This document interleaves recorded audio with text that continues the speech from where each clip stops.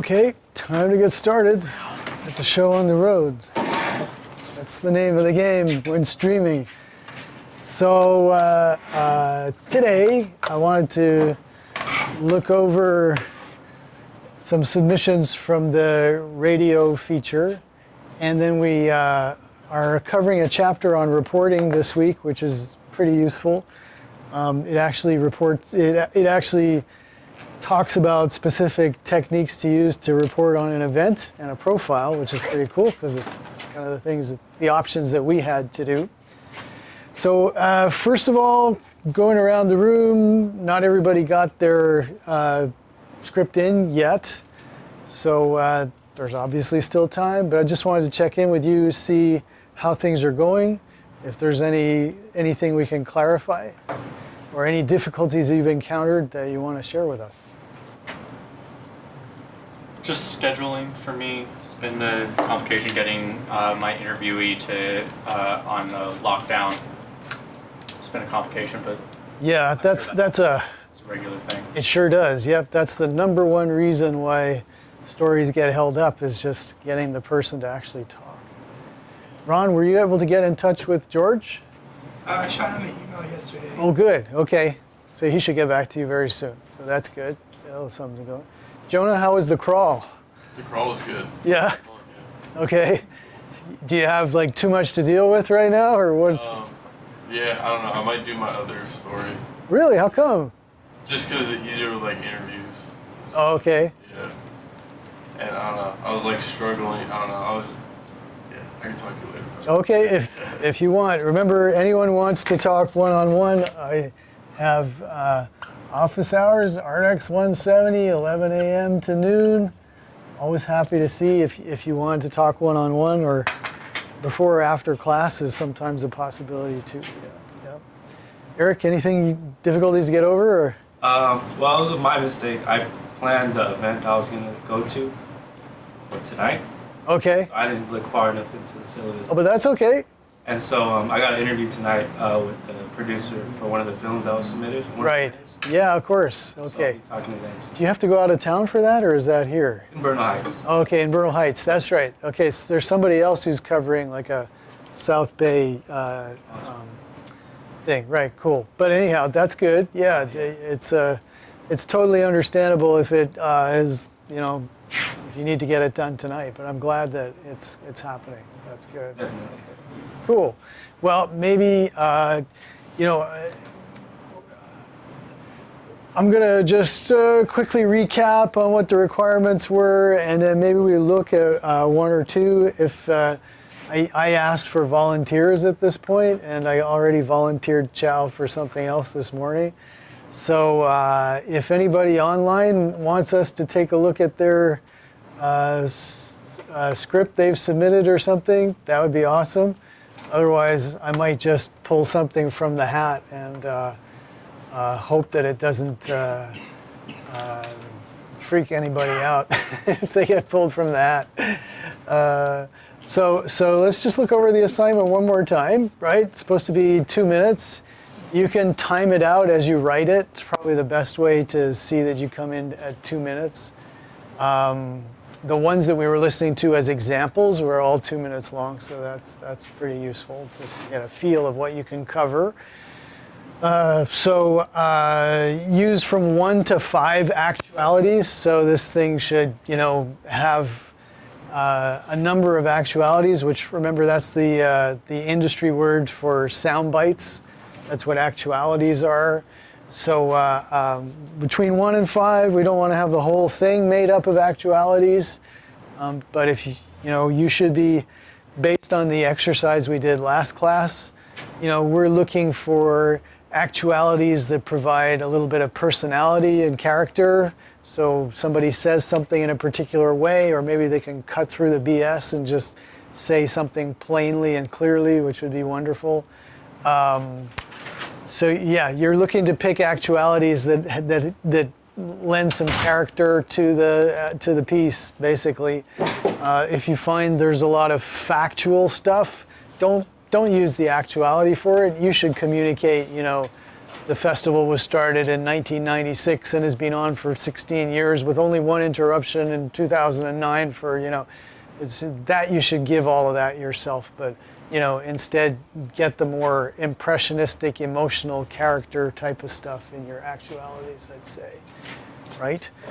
You don't want to put your own questions into actuality. It should only be the person who you're interviewing, their words, and the rest of it, when you come in, it's just to, tell the story. 90% of it should be you about, right? So using broadcast style, you want to pay particular attention to starting off the script with a good lead, something that will intrigue the audience. So, maybe steer clear of the summary lead in this case, and instead go for maybe a delayed lead or a lead that sets things up more impressionistically. So there's, you might start off by describing the scene of the event, kind of what's going on before you focus in on exactly what your story is about specifically. So you can, set the scene, or you can ask a question and answer it, or you can delay the lead and start talking about somebody who's doing something interesting, and then within the second or third paragraph, you can tell us exactly who that is. So, those are a number of options for leads that we already discussed in the past. Keep it conversational. If you find yourself, when you read it back to yourself, read it and see, make sure it's kind of like somebody talking to somebody else, that it's not too formal. Short sentences are a big part of that. Active voice, so it's easier for people to understand if it's kind of subject, verb, object.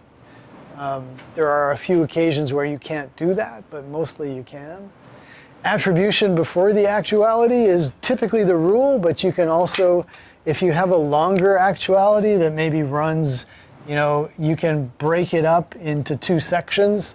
That actually can be good, because a very long actuality starts to, draw attention to itself and be a little long, So what you can do is you can start them talking and then butt in and say, John Smith, educator, or something like that, and then continue what they have to say. So you can break up an actuality, but if you've got just a short actuality, usually you're going to attribute before. John Smith argues, 1, 2, 3, and then you do the short actuality. But if it's a long one, you can interrupt in the middle of it and give your attribution, So that's a couple of options. And don't forget your lockout, which is super simple, but you just don't want to forget it, right? So keep the reporter's questions out of it. So you really, from the interview that you did, you are just extracting quotes, right? Sound bites or actualities. I'm just looking around for some of the scripts that we were using last time, but I did not leave any in the room.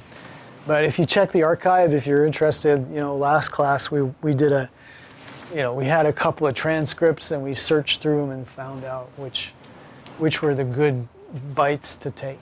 And I think it was hopefully useful, and also reminded us that this is not a transcribed interview you're turning in, but a story with little sound bites, right? Format,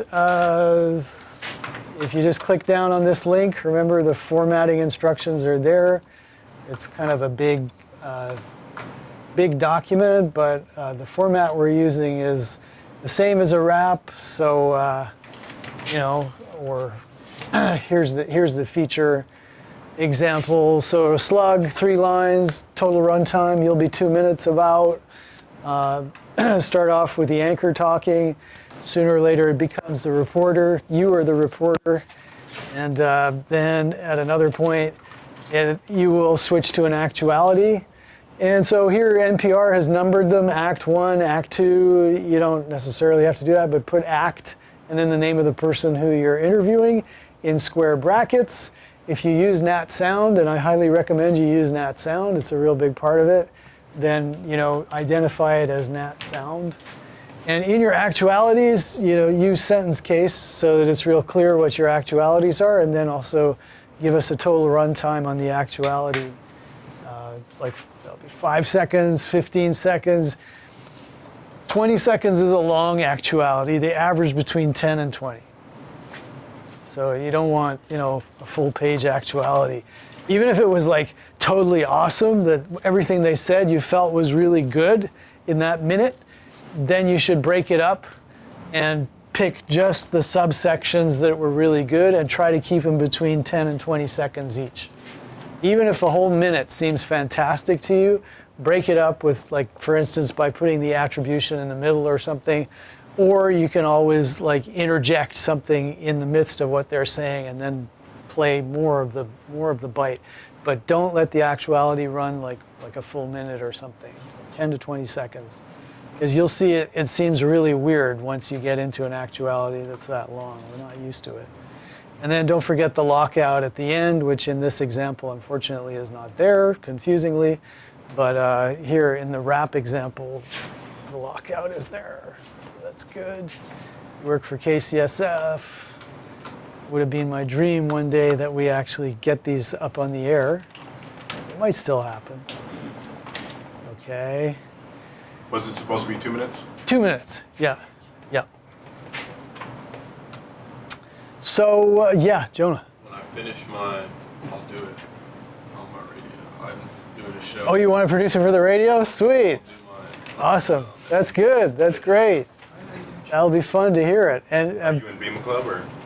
Yeah, I mean, yes. I just talked to Nick about doing a show. Okay. sweet. That'd be great. Yeah. Wednesdays at 1. Good. Jonah does a lot of recording too, so. It's kind of open right now, but I decided to pick a specific time. Just Okay. Got to. Moving on to it. Is it going to be like part talk, part music? You know what Yeah, right now it's mostly music, but I'm gonna try and like start working more talking.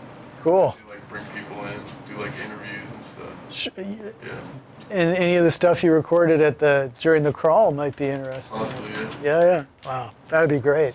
Do you know Sound Exploder, by the way, the podcast? Oh, you might check it out. What's it called? It's called Sound Exploder.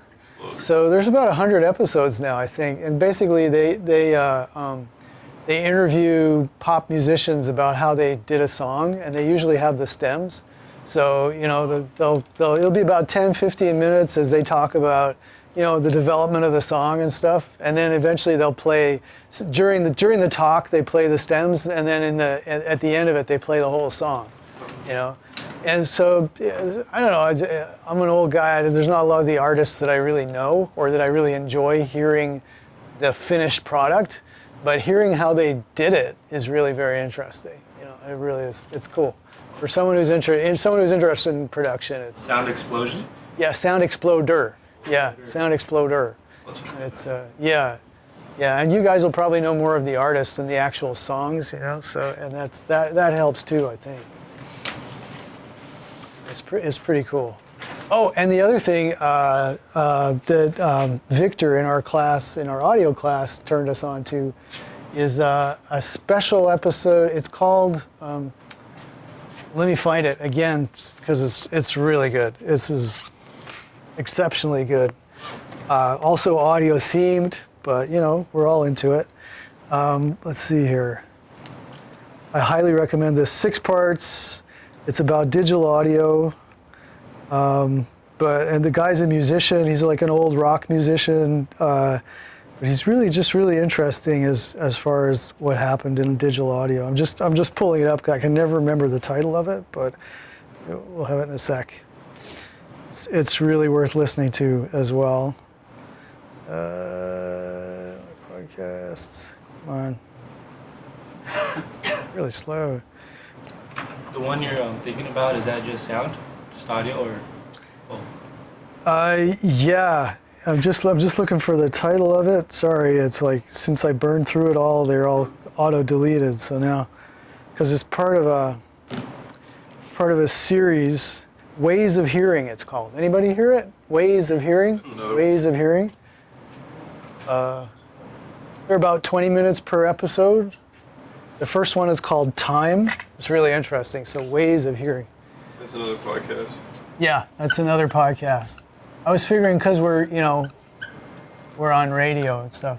ways of hearing. It is like the first episode about time is talking about, for instance, how a click track and quantizing to a meter within your software produces like such a regular beat versus a lot of the old recordings where they didn't even use a click track, it just depended on the drummer. He was saying, the band would always speed up a little bit going into the chorus and then it would slow down. So it was much more kind of like an organic time, And so he's just got a bunch of really interesting observations about how different production changes, the whole aspect of music production. There's 6 episodes, very interesting, like very different take on it for sure. It's not technical so much as kind of philosophical or something. It's really cool. So I highly recommend that. And one of the students in 120 turned me on to it. It's really good. So let's put up the other one as well. Why not? If nothing else, you'll get some good podcast recommendations. And feel free to let me know as well. All right. So anyone here present in the room would like to look over their submission? Or let's see if in chat, Desiree says you can use mine. All right. Okay. Well, we'll go for Desiree's. According to the Bureau of Labor Statistics, women make up 46.8% of the United States workforce, yet they are greatly underrepresented in media roles, especially in broadcast news, where a Women's Media Center study found that male anchors report 74.8% of the broadcast news, with women anchors only reporting 25.2%. However, an uptick in demand from audiences to have more equal representation is changing the face of media. And here in San Francisco, at ABC's KGO station, Dion Lim is the Asian American anchor woman who is helping the next generation of women in media break more boundaries. KCSF's Desiree Perea talked with Dion Lim about her new book, No, I'm Not Connie Chung, which comes out next year. Great title. Actuality. Lim. Until San Francisco, I've been the first Asian American full-time news anchor in 3 different, not very diverse TV markets.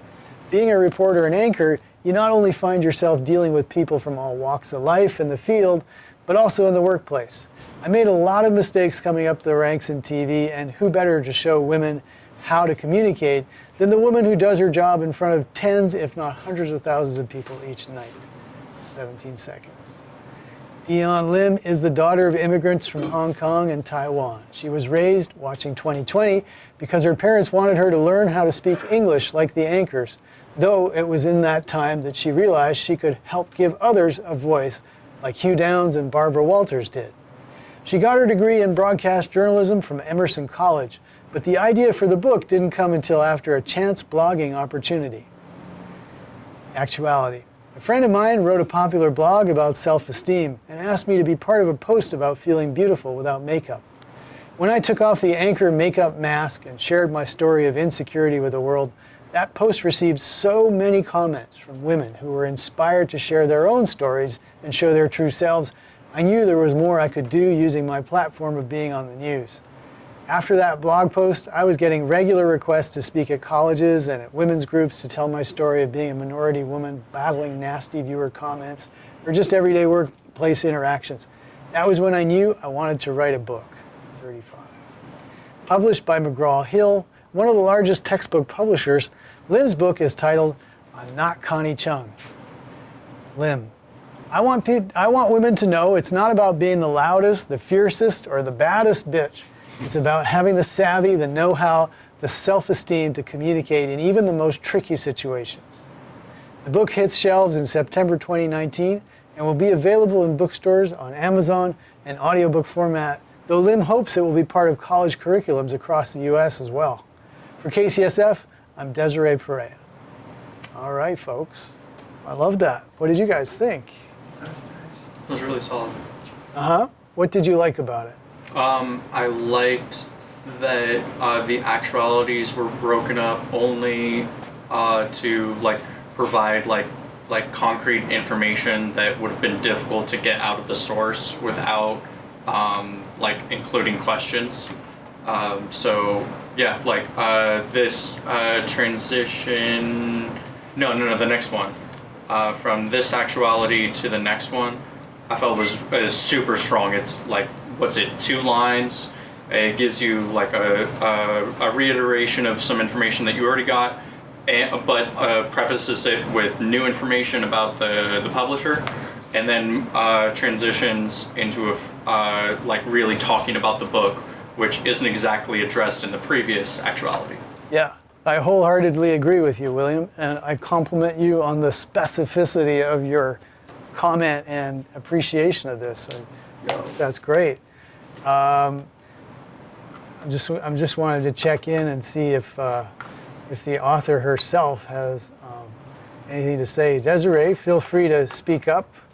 I hope the stream is working and we're all hearing it too. I loved this actuality. I want women to know it's not about being the loudest, the fiercest, or the baddest bitch. It's about having the savvy, the know-how, the self-esteem to communicate. I mean, you couldn't say that yourself for sure, but she says it herself. It really packs a punch. You know, I think that's a good lesson, and that's a good time length for a soundbite too. So it's got attitude, and also, you know, it's got her message, the self-esteem to communicate in even the most tricky situations. I thought was that sums it up well. Other thoughts about this? What did you guys like? I think it's good that she mentions the book early on. Yeah. Because no, I'm not Connie Chung. Because essentially that gives us a not a warning, but like a lead into who we're about to be introduced to. Yeah. Yeah. So, you know, she's a very serious person, obviously, because she's got a really good job. But at the same time, she's also a little bit irreverent. Yes. And you got to take both of those. Well said. Very well said. Yeah, agreed. You know, the title of the book is also giving a theme to the profile as well. You know, here's somebody who is used to being, you know, confused with the one other newswoman, right? And so it speaks volumes to, you know, kind of underrepresentation and the kind of attitude which just deals with it and goes and pushes ahead. So I really liked that, and that comes across in the whole profile as well. Nice. There's a lot of information early on in the piece that could be seen as maybe discouraging an audience a little bit with maybe a couple too many data points. I might suggest, you know, again, there's time limits, I understand, but maybe moving that specific data into later in the story, or maybe, you know, doing an accurate approximation or something, but sort of just saying, you know, 3/4 of news anchors are men, and, you know, that's got to change or something like that, you know, so maybe just a little bit less numerology in the lead, especially, just because the lead is supposed to grab us and bring us in. But I liked that. It's interesting too, because like all of the informational part you were just talking about, the thing that I found interesting about that was that it gives a lead in to, you know, to talk about a female anchor. I think that's the one way that we get into that. But at the same time, I was thinking might be an easier way to get into talking about that quicker, if you know what I mean. We talked about a lot of different things before we actually got to the point, and then we don't go back to it. Yeah. You know what I mean? We don't talk about that information anymore. We talk about that and then how it refers to Lim. But other than that, it's, you know. Yep. You know, I mean, I think it's essential context that even if we don't come back to it, it remains in the background of why this story matters, because, you know, it's about underrepresentation. But again, you remember the kind of diamond diagram we're drawing with the idea that broadcasting is often with somebody we start with someone very specific and a specific issue, but then we broaden it out. So my notion of just moving this a little bit further down in the story is kind of, start with your strong personality with Lim, and then maybe, an alternative to what Desiree did, which is absolutely cool, would be to move it sort of mid-story so that it occupies that space for context, which broadcast stories often have in the middle, where, now we've met someone really specific and compelling, now we care about them, let's take them as, an example or part of the context. But there are many ways to do this. I did feel that this long actuality, just after I preached my whole sermon about, not letting too much of a bite play, that might have been broken up with an interjection or something. Because even as compelling as it is, and I'm sure Lim can probably say it like lickety-split, like bang, out it comes, but it might be broken up somehow. I was just wondering if we could see a way of breaking it up. You said keep those under 20 seconds? Yeah, 10 to 20 seconds is comfortable, and this one comes in at 35, and I'm sure that's correct timing. So it's like a little long. It needs maybe somewhere for Desiree to break into it. I think she could have paraphrased the part about her friend writing the blog At the beginning. Perhaps. Yeah, so. and then start at when I took off the anchor makeup mask. Yes, maybe you could have done that. That's true. So that raises an important question. Do we use exactly what they said, or do we use part of what they said? We're free to use part. A bite is a bite. You don't bite off the whole thing. So we're free to use part, but we've got to accurately paraphrase whatever we suppress. Yeah. So like cut that down, like to lead into the actuality. If you started like at the when I took off the anchor makeup. Yeah, I think that's what Eric was suggesting too. And then you could just be like in a blog post, Lynn's Right. like said she stayed. Right. You're right. Just like tie it in now. Right. Lim had a discovery when she did a blog post about this, and then boom, cut in there when I took off the anchor, because I think we'd agree what's really attractive about this actuality is the whole imagery of makeup as a mask and the kind of unmasking of self, which it's again you're kind of using the really good stuff that Lim brings to the table, the title of her book or this particular anecdote, but it's almost symbolic, right? You're performing as an anchor person. It's really a very formal type of role. And she says when she broke out of that briefly, people really responded in a way that, probably identified to herself, a whole kind of role which she wasn't particularly aware of in the beginning. So I think that's probably a good idea Eric had there as in terms of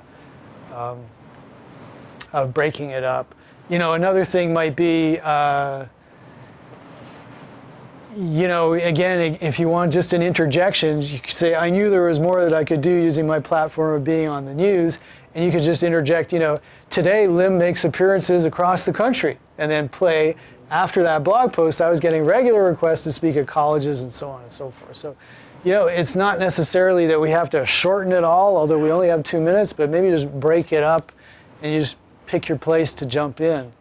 But I do like paraphrasing the part about the blog too. Yeah, it's excellent material here. It's when you're not just like trying to make something of it, but really you've already got such compelling stuff that you're just trying to give it the right rhythm and the right the broadcast feel, if you want. I think it works well. It's really good. Yeah, let's see if Desiree has said anything. I'm here. I think my actualities are a touch too long, or at least the middle one. Yeah, I agree. It was hard to edit out all the blogging info to show how she decided to do a book. I see. So this is probably already, I think what Desiree is saying is this, what we're seeing is probably already the result of a lot of, condensation and cutting. And that's something that we can't even know. Oh, like it was longer to begin with? It was, yeah, it sounds like maybe Desiree will confirm once the stream gets to her, because I think there's a lag or something, but it sounds like, yeah, she already had to kind of, you know, maintain her focus, you know. Often people will be talking about a whole lot of stuff, and you got to find, you know, just stay on topic can be a struggle. So maybe this is already the result of a certain amount of, you know, just like winnowing. Hey Malcolm, Yeah. Can I resubmit mine? I'm noticing now that we're talking about everything, I'm like, oh, I missed a few things. You certainly can. Yeah, Okay. yeah. I'll resubmit that to you. For sure, absolutely. No, you know, this is the whole idea of going through the work is to see, you know, A, to see great examples, and B, you know, it's always an ongoing process, for sure. Yeah. Okay. I think yes, there was a lot of info and sound bites to dig through. Yeah. I'm not surprised, and I think that may be everybody's experience too. You wind up with like a whole lot, and so you know, remember we advised early on in the class is, you know, trying to think through a theme or something, and when Roman was actually complimenting, you know, just getting to the title of the book very quickly, and you know, because in this profile, that really identifies, you know, the theme that we can latch on to, you know, the underrepresentation of Asian women, whether it's in news or anywhere else in the media, and you know, that tells us why this story is important, and you know, it sets up kind of like what the whole idea of the story is, what's newsworthy about it. So when you guys go out to report, that's the hardest thing to hang on to, is like, you know, your focus on the way in, and making sure that although you'll get a whole lot of information, like, can you keep your focus? That's the main challenge, I think, or part of it. I mean, it's all an interesting challenge for such a short piece of writing, I think. But great job, Desiree, and thank you for sharing it with us at this early stage and stuff. That's terrific. This was interesting. Like, I've noticed that people have 2 or 3 pages, and I actually read mine to myself, and it came out like at a little over 2 minutes. Mm-hmm. I think I hit 1.5 pages. Do you read slow? No, I tried to read it in a logical Right. way. Okay. Not too fast, not too slow. 12-point font and all? 12-point font. Double space? Yeah. Huh, interesting. Maybe it's too far. Maybe I need to check my space or something. How much does this? I mean, you know, she's got these line breaks, for instance, that you know, that might be adding stuff. some, I guess. No, probably not that much. Even still, I mean. So. Well, you know what? When I resubmit, I'll just check it. Time it out. Okay. I mean, the best thing to do is to time it out and see. Yeah. Yeah. Interesting. Well, cool. That was very interesting. Maybe next class you resubmit, or whoever else wants to clue us in on what they've done. That would be cool. Let's just get out of this. And so sooner than we think, we're going to wind up with the midterm exam. In this class, we don't have to be physically present in the class to write the exam. It's like an online exam.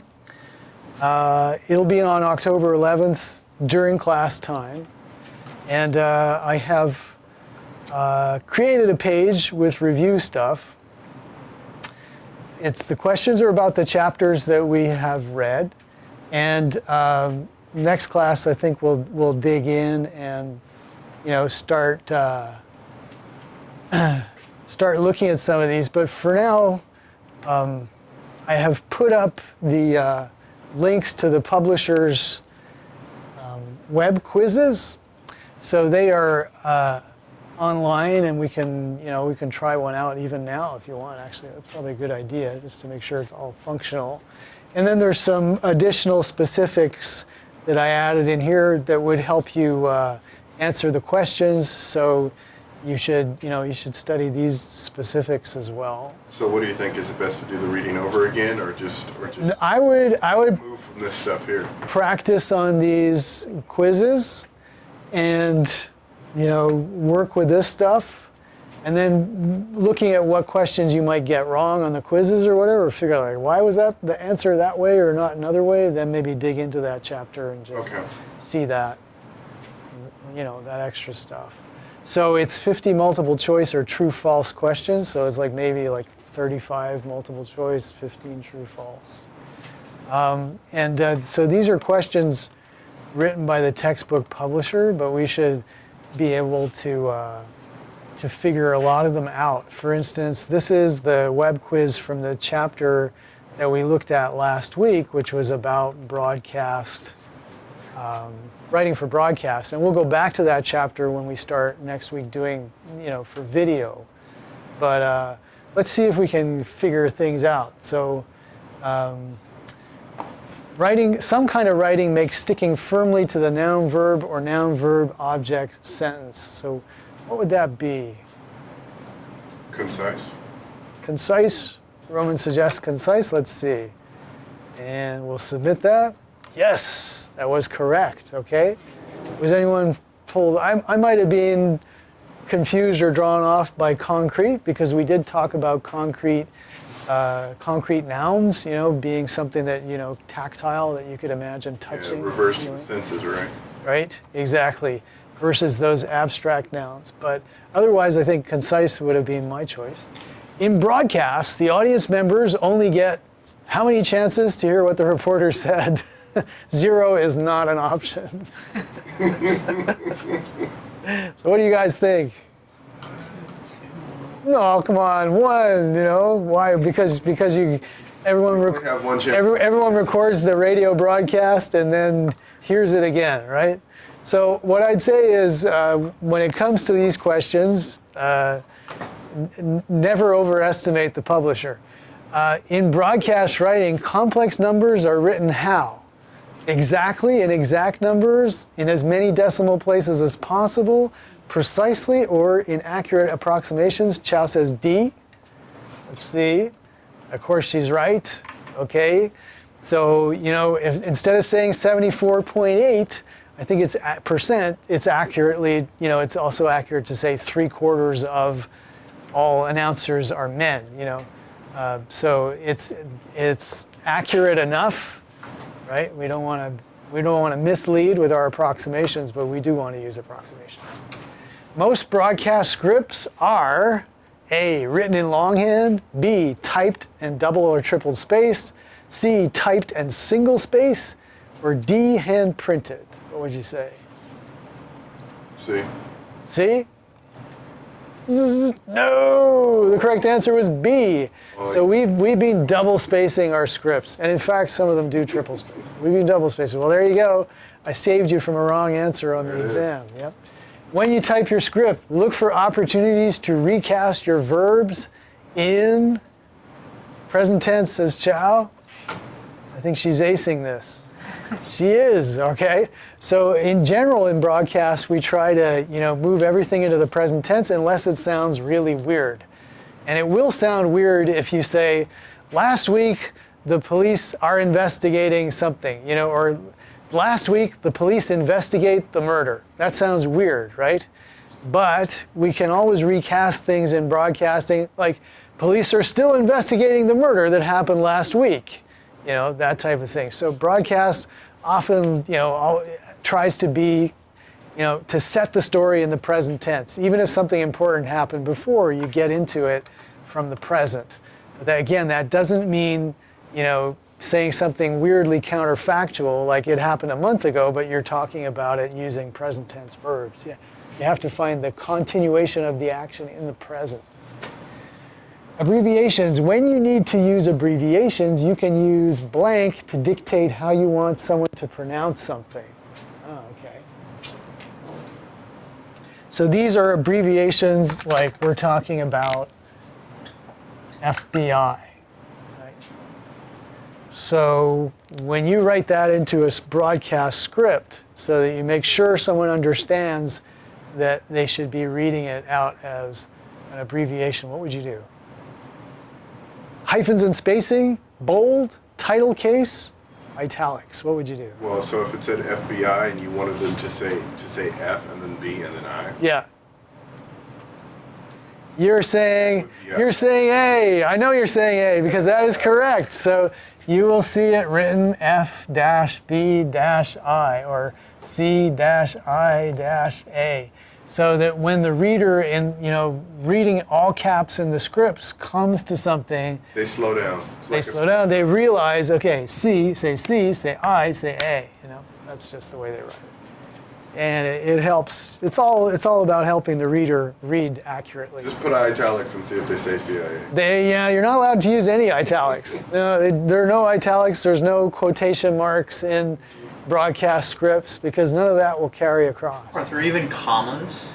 They usually put 1, 2, 3 dots. Very often 1, 2, 3 dots because the comma is small enough that you might miss it. Versus 3 dots makes a nice space on the page. So that's a good point.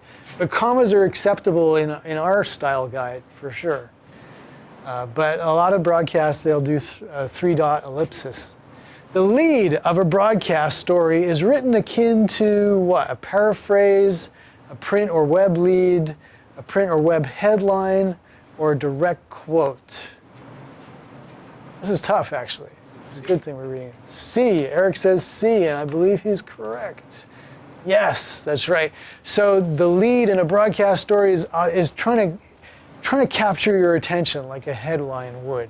That doesn't mean you should write the first sentence of your script as though it was a headline. So it would not be good to write something like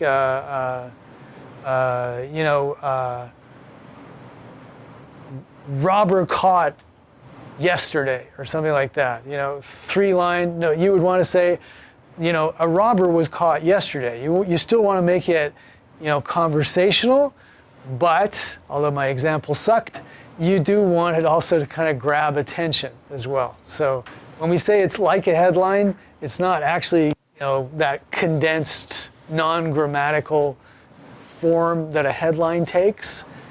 It is a spoken sentence, but it has the function of grabbing your attention like a headline would, telegraphing what a story's about. Broadcast writing structure isn't exactly conversational. We say true. It's not exactly conversational because it all depends on who you're conversing with, right? We have to put ourselves in it. If it was conversational, it would be like... Yeah, absolutely. And also, whatever slang or turns of phrase that we might particularly use, but that the broad million-person audience that we're producing for might not necessarily know. So for a number of reasons, it's not exactly conversational, but it closely approximates, the rhythm and informality of conversational language. It's just, it's like you're talking very politely to someone conversationally, maybe. Because broadcast copy has to be read aloud smoothly, the script is often double or triple spaced. Well, I guess we're asking about that one. So true, we know that's true. Okay, and move on. In broadcast, the reader must also know how the word should sound when spoken. Does that make sense? That's true, yeah. So there's actually something called pronouncers in a script. So if you have either a place or a person's name or a piece of technical jargon that absolutely has to be in your story, and a place or someone's name have to be in the story, the pronouncer is in bracket and then,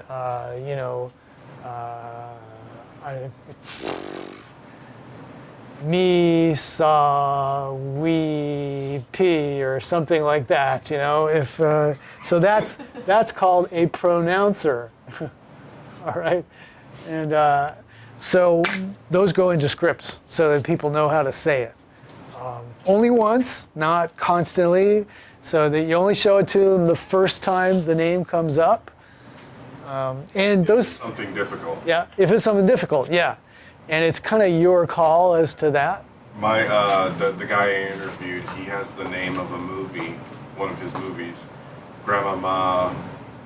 It's a really strange, hard name to pronounce. You need a pronouncer for Yeah. sure. Oh, good. That's you're gonna put that in there too. I'm gonna put that in. Interesting. Yeah. I don't know how to say it. He said it to me one time, and I was like, But you recorded it, which is yeah, I great. recorded it, so That's I can cool. hear him say it. That's a really good idea.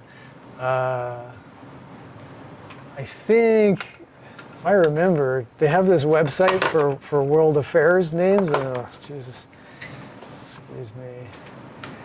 There we go. Let's just see. VOA pronunciation guide. This is for, I mean, if you, when you're doing that voice audition for the anchor person job of your dreams. So this has Prince Zaid Rad Al Hussein, right. So they make this- Asi Kulman Fiva.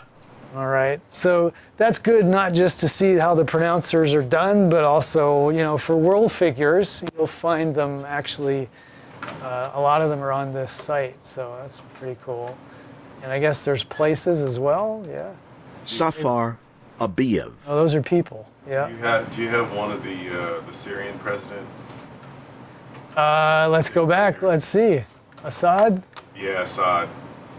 Let's just see. Stops at D. Oh no, I'm sorry. Browse all. They didn't mean. So let's just see.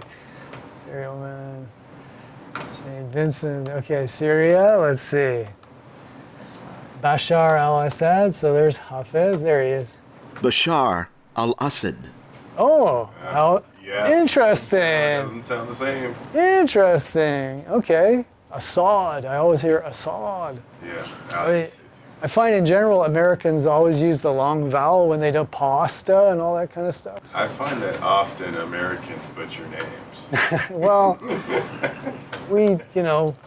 it all depends on whether you're experienced with the name or not. So this is a fun resource with pronouncers in it, but also, things in the news. I think it's a pretty cool site. I'm just figuring, like, what's hot in pronunciation? Like, literally, how could anything be hot? Ebola. I know. Say that word again. God damn it, that was great. I know. I think that shows you, though. It's been a couple of years since there was an outbreak, so I think these hot names don't last a long time. Ebola. What? Ebola? Ebola. What? Oh, Virus. Ebola. So hang on a sec. Ebola River. Maybe that's how they pronounce it. Ebola Virus. Ah, so there's something called the Ebola River, but then there's the Ebola virus. Interesting. That's interesting. Yeah. I don't go in the Ebola River. Yeah, that's true. Okay. Poutine? Vladimir Putin. Oh, Yeah, okay. that's. We do pretty well on that. Yeah, that's the same. Oh, you could spend a good 5 minutes on this site. Or after you finish with the podcast that I recommend, I suggest you go do the hot links on the hot words on pronounce. The hot word. The hot words. The hot word of the month is Kavanaugh. Or Renata. That's probably it, right? Renate? No, it's Renata. Renate. Renate. All right. Scripts often include phonetic elements called phonetics. Don't fool us. Right, they're called pronouncers. Okay. Broadcast copy tends to use exact numbers. I think we already went through that. I know. They're asking the same questions twice. They're wasting our valuable attention. In the field of media, we ignore rarities and avoid reporting on elements that make them different from everyday occurrences. No, we want oddities, right? Absolutely. Based on FOCII, we like oddities. Very good. Thank you, Roman. You tied it back to something we've actually learned. Awesome. Broadcast writing tends to follow less of an inverted pyramid structure than print or writing. What do you think? Broadcast writing tends to follow less of an inverted pyramid structure. I drew a diamond over there, right? Yeah, you drew a diamond, but Okay. an inverted pyramid is an upside down triangle. So. Oh, so Oh, so you begin. so we with would live tell the info? big story and then go down to the profile, like somebody specific. It's a poorly worded question, I think. So, or maybe it's just tough to write a question like that. But what it's arguing is that you'll see less of this type of structure in broadcasting than you would on print or web. Is that what the question is asking? That's what the question's asking. Print or Yes. web. Yes, Correct. true. Okay, so it is a tough I got question. that one wrong. It's a tough question to figure. Okay, no, I mean I didn't use that one. I hope I rewrote it. But I do ask you about story structure. So remember the whole idea of print, which carried over to the web, was that if you start with the most important facts at the top of the pyramid, by the time you get to the bottom, someone can just chop off the bottom because it's just relevant details down here, but you've told the main part of the story. So that was a function of writing for print, where the editors never knew if they had 1,000 words or 800 words, because the advertising department might sell more stuff than they counted on, and so then they'd have to cut part of the story off, and you could just chop off the bottom instead of rewriting it completely. In broadcast, you know that you're going to get 2 minutes or something like that, so we tend to use the diamond structure more. So broadcast writing tends to follow less of the inverted pyramid than print or web writing, it does use the inverted pyramid. Broadcasting typically uses something like a diamond or something. So, okay, so that was just a difficult wording of the question. In broadcast, the writers assume that the audience members are fully paying attention to the story. So, what do you think? Anytime I write something, I just know that everyone wants to read it. So you're saying it's true? No, it's false. It's false, yeah. We tend to underestimate the audience's attention, so yeah. All right, well, we got 93%. That's a good score. Get the wrong question. I think you did. I think Thank you. that's just because you're answering most of them, that's all. All right, so those are good to review with, and I encourage you to, practice now, but there's also, these types of things too. The midterm is on Tuesday? It's on Thursday next week. Thursday next But week. Yeah. What's on Tuesday? Because we got something on Tuesday. On Tuesday, we have everybody coming in to read the rest of these radio features, to talk about where we're going, and to remind everybody that there actually is an exam 2 days later. Yeah, so it's several reasons for. So next week Meeting is up. kind of serious. Next Tuesday is a mandatory. But you mean the rest of it hasn't been serious? It's a mandatory meetup. Yeah, and we'll have fun because we'll hear more people's radio profiles and such. Okay. Hopefully they'll all be in. Yeah. All right. So that's good. So everyone's forewarned, I guess. So I suggest we take a quick look into Chapter 8. Which is specifically about reporting, and one of the interesting things about this chapter is that it breaks out how to report an event and how to report a profile, which is nice because I asked you to at least pitch me stories about events and profiles, and then to go and report on one or the other. So we should have members of the class who are interested in both of these topics here. So first of all, good point. One selects an event to cover based on audience interest. And we've often generalized about it, but here it is again. Your reporting should be driven by what your audience wants to know. And so now, of course, we always figure there's somebody who's interested in everything, right? You just have to figure out who that would be. So let's have a look. What is this? It looked like we were on specifically to event coverage, and then we got, okay, well, types of events, okay. Breaking news. Anytime something out of the ordinary occurs, reporters need to gather information, determine how much it matters to their readers. So, you'll often be called or assigned to report on, news conference after an environmental disaster. Somebody gets out of, a court hearing or something like that.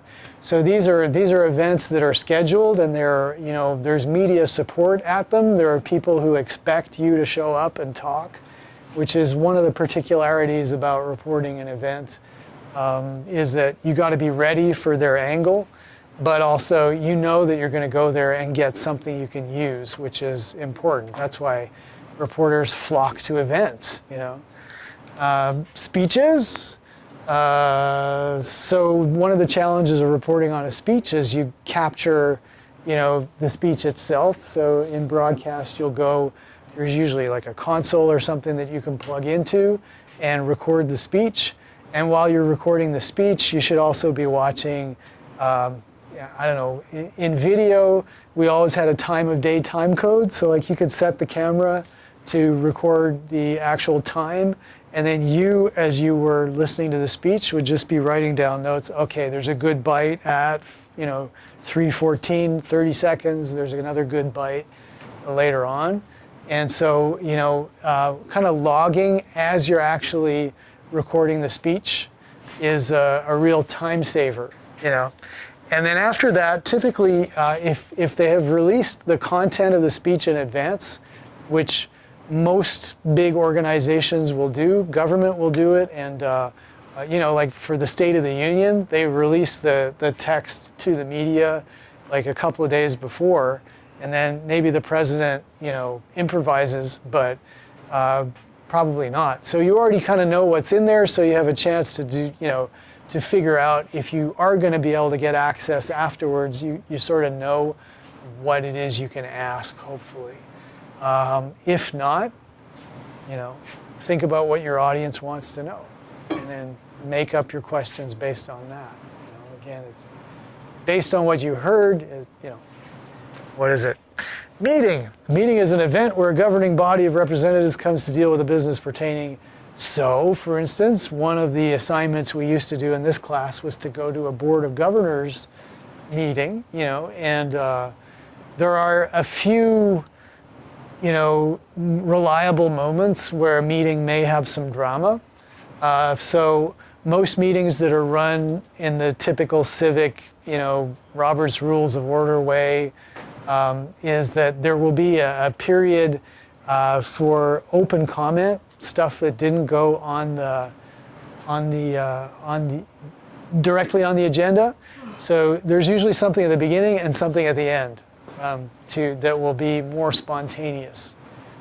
So again, having covered many meetings, you're usually just getting B-roll of people sitting around talking, and what you actually are using will be the public in their brief. Usually they're timed like a minute, 2 minutes, 3 minutes maximum that they can say, which tends to get them all flustered and excited, and so those can be good. I know. News conferences, another type of thing that you always get sent to cover. So this is really like pre-processed for the media.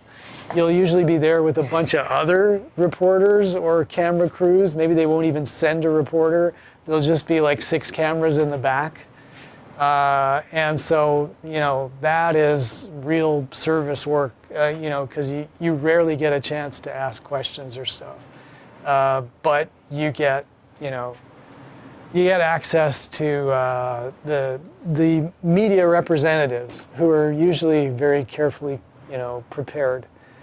Some, depending on the magnitude of the news, it can be useful, like if there's a big, loss of life or something, then, just getting the public representative to say something is a useful start. You'll often see that on the news, definitely. And starting next week after the exam, we'll get into, we'll look at a lot of news packages and see, how they package those kinds of news events into something more interesting. So how do you prep for the event? You definitely want to get a sense of what's going to happen. Either if this is a public meeting about a zoning change or something like that, you just want to look through. Most civic organizations have a website, and they have to post the minutes of their previous meetings, so you can go in and find out, like, what have they said before on this topic. Check the local news, like, is there a controversy here? Are there other people involved who you want to be able to make sure that if they're there, you understand what the issues are to cover. So background, definitely. Again, maybe look up who you're going to talk to if you have a chance. So how to cover it. That's a self-evident slide. Look outside the lines if you can. Because you are very often certainly at a press conference, you're getting a prepackaged, a set of information for you. Look around and see who else is there. Literally, sometimes journalists get an angle off of each other. I was in Quebec City. We had an Army reservist who had been fired, basically, who got angry, and so he became a gunman who was like he was loose in the Capitol building. He was an active shooter, but he didn't actually shoot anyway because this was Canada at the time. But we had a huge media everybody was there, and I always remember the NBC guy sat in the bar and asked all the local reporters what was going on because this guy was kind of like locked down for like 6 hours. And then eventually they told the media he was going to be, he gave himself up. He wasn't killed or anything, because again, this is being where it was. So they told everyone he was going out like a central kind of place, so everyone mobbed that place, and then they took him out the back. That was it. It's like we got nothing based on that. But it was interesting to see like the Did he like take hostages, or did he I'm in here. He didn't take hostages. He was like in the balcony with a gun, and then like everyone fled, and then it was basically just like having to get himself to give up before, he shot himself or something. Because he was angry. Was there they say apparently, again, he was a reservist who'd been, fired basically for some kind of insubordination, and he was upset about it. So, not a big deal by American standards, of course. No. It's Canada. Yeah. Well, that's the stereotype, but I do feel badly because like a couple of years ago there was an active shooter in a mosque, and he did kill several people. So. Which is a pretty horrible event. So, even if it's Canada, there's guys shooting guns in Toronto and running people down and stuff. And so, it's all over the world. But, so looking outside the lines anyways, like was that a good anecdote for that? I'm not sure. It's just when you are getting prepackaged information, perhaps you can find other stuff, But prepackaged is always true. Yeah, right, exactly. Yeah, no spin. Post-event interviews. So this is usually where you do actually get a chance. So, hopefully you are managed to talk to the city councilors or something if somebody was particularly upset or if something happened interesting. Secondary sources. Were there people in the crowd who can tell you stuff? That's always interesting, and you do serve your community. So if you get people active at the event, that's always useful. So members of a group that helped arrange it, I think probably, Eric, that's what you're going after, right? Members of the public who protested an event or just enjoyed it as well. Witnesses to a breaking news event, so yeah, those are important.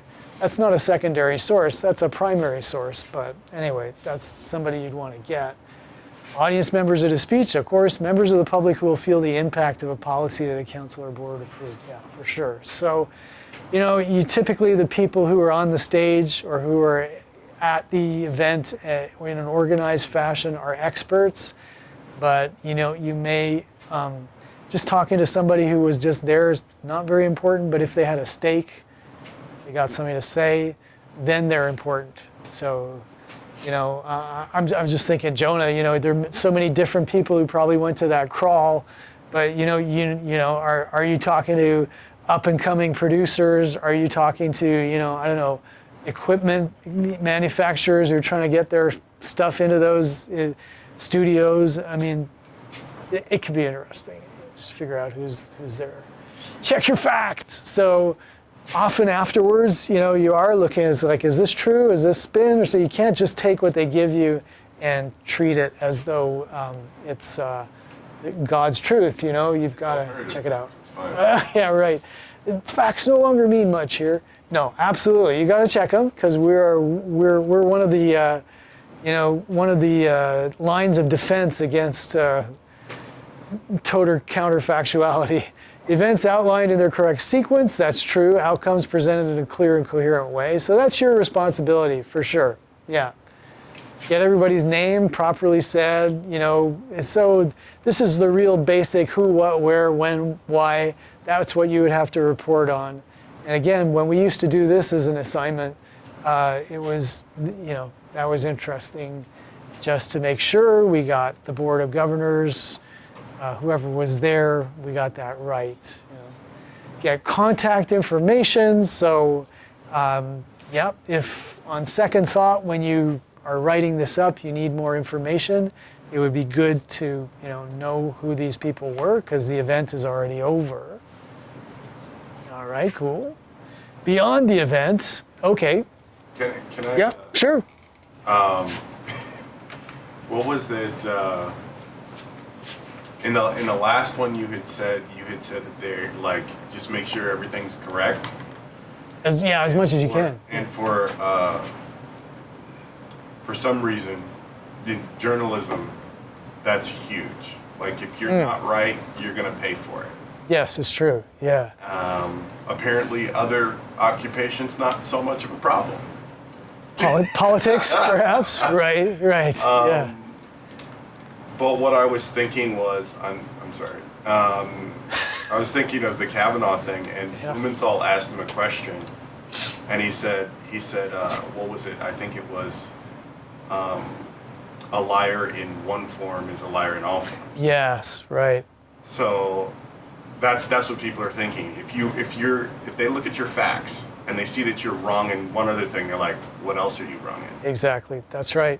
If you misspell a name, it's not a big deal. But if you were sloppy enough to misspell a name, maybe you got something else wrong too. That's exactly right. Yeah. Law and journalism, they're among the pickiest professions, right? In terms of, it's like careful writing and getting it right is absolutely super important. It's so true.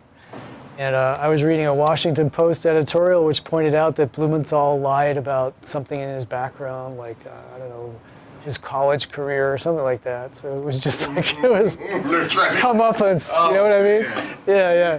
So it's, But I swear, I'm sorry, we digress. You guys are familiar with this, right? Have you seen this lying around? This is I was just reading this. You should just check this out a little later on. So this is, it looks like a newspaper, but it's very conservative leaning. It's, so of course I feel that it's, whatever, I lean left, this thing leans right. Maybe we disagree, but your point about alternative facts, like I read this over, and it's front page news about Comey and some innuendo about the FBI, those text messages, somebody mentioned an insurance policy. It's being built up into like a piece of evidence in the conspiracy theory that, that the FBI was out to get Trump and that they, et cetera. But the degree to which I'm unfamiliar with these facts and the degree to which they assume everybody is familiar with these and that it all spells out proof of a whatchamacallit, a Conspiracy. conspiracy. Thank you.